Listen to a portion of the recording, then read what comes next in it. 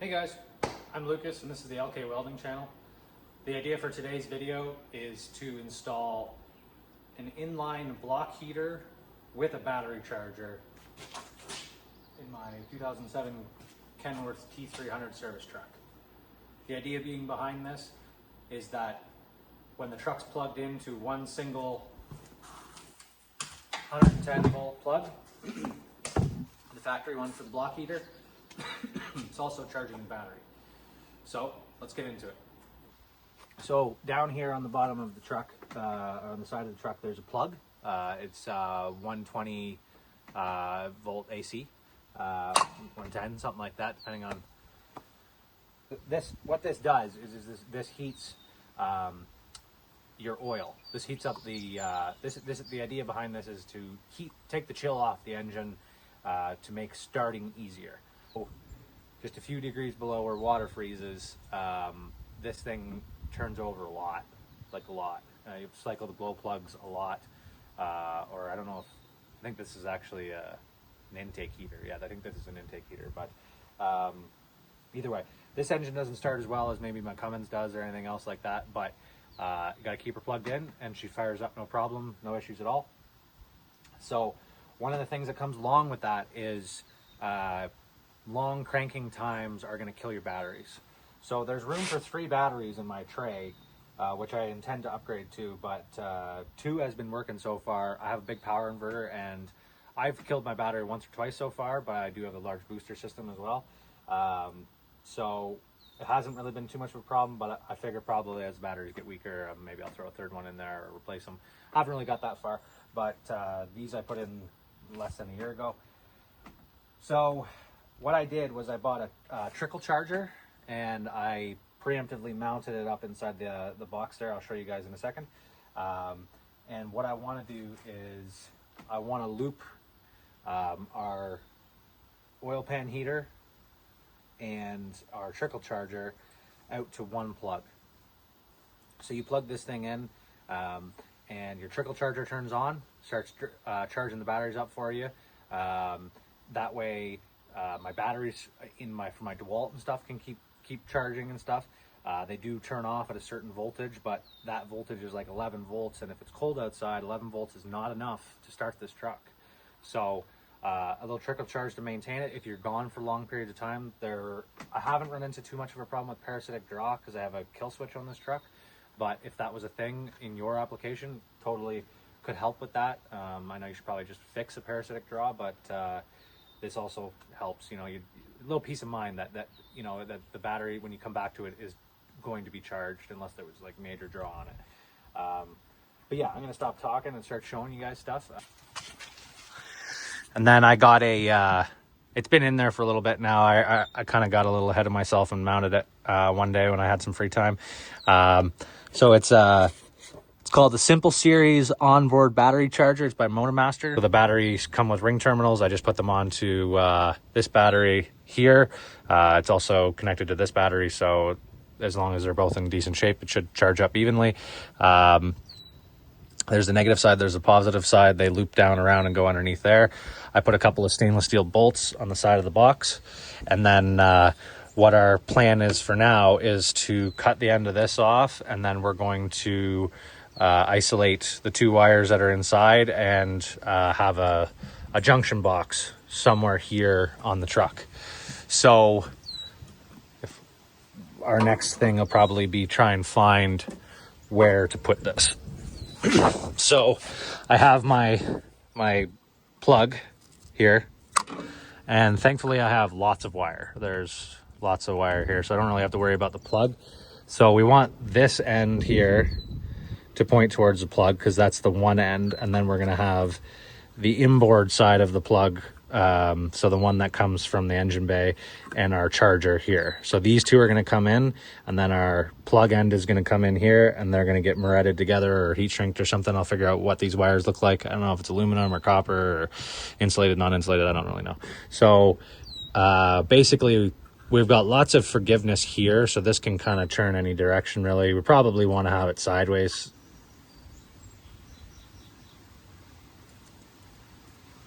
Yeah, that should work okay.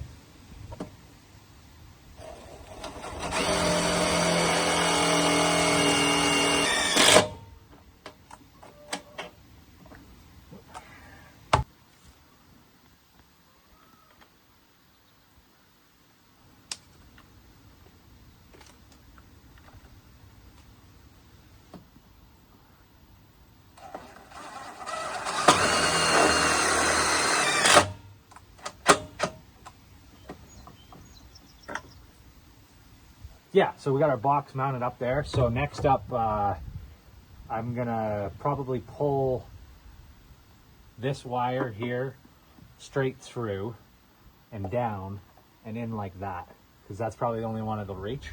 So we're gonna drill a hole there, knock this off the end, and then we'll put a grommet in here. So if you've seen our trailer brake videos, you know what I'm talking about with the grommets, but I'll go grab them and show you guys. Okay, so these are the grommets here. You drill the hole to the major diameter between the slit. So we'll take our calipers here and measure what the overall size on the inside of this is. So right there, make sure my dial's set correctly. Right there, we've got about 400 thou or so. So 3/8 is 375. So if we did a 7/16 hole, that'd probably be good, because 500 is about there. So about halfway between. This is just a little bit under 400. Yeah, I'm going to go with a 7/16 hole and see how that fits. And I got some anchor lube. Just like a all-purpose, like drilling. It says all-purpose metalworking compound, prolongs tool life, water-based, smokeless. So it's not toxic, and it works good for drilling through everything. Like I did on my milling machine. Drill bits, screws, fasteners, all that kind of stuff. So there's probably lots of other uses for it, and it's doesn't, like, you could eat it won't hurt you. So they don't sponsor us. Just I've seen good stuff on the internet and got some. So yeah.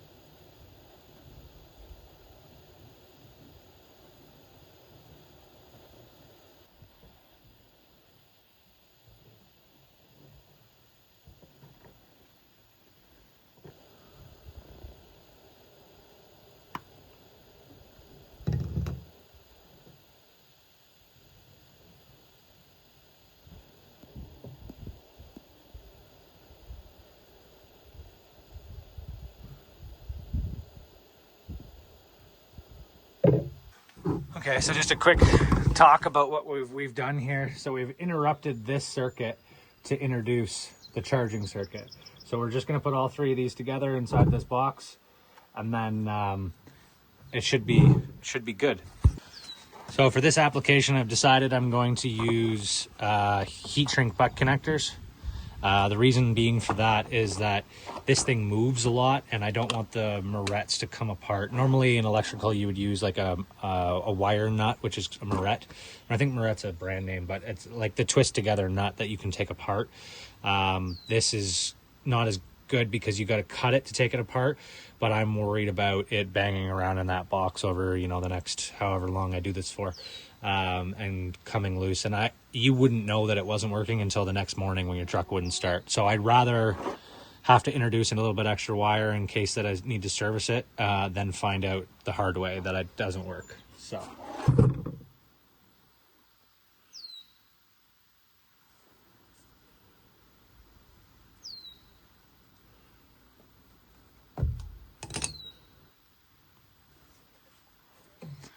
okay, so there's our grounds looped together.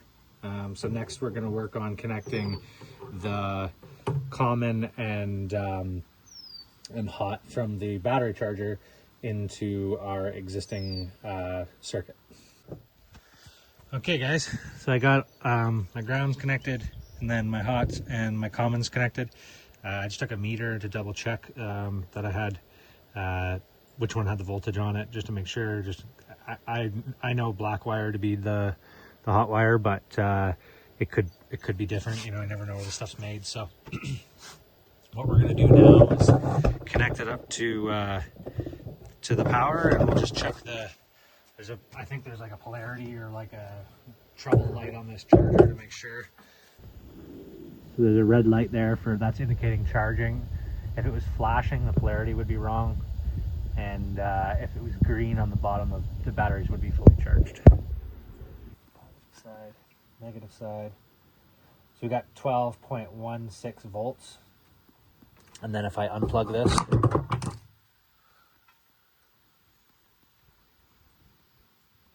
12.13,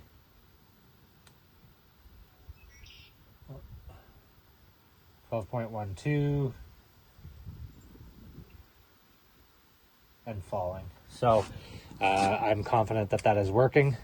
It's just a trickle charger, it's just a couple amps, but it's higher when it's plugged in and it falls once it's unplugged. It verifies how I feel about it. So yeah.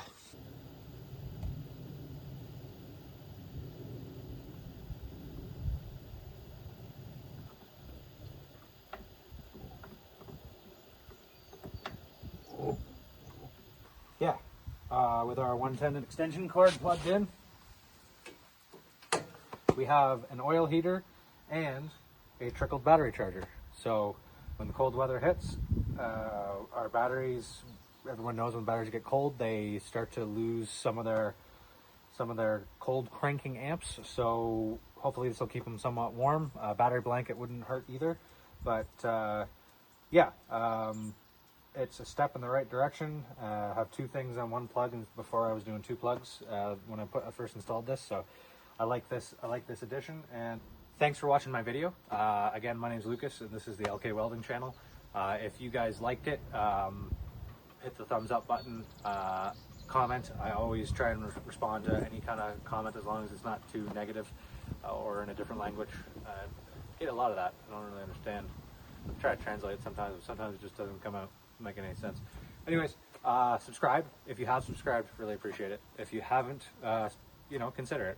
It doesn't cost you anything. Helps me out. Helps me want to keep doing this. We're almost at 2,000 subscribers as of me recording this. We might be there by now, but here's hoping. Anyways, yeah. Thanks for watching my video. Check out the other videos. We've got lots of stuff on this truck. Lots of stuff on anything I'm doing. I just record it. Something to do. So thanks for watching, and I'll see you on the next one.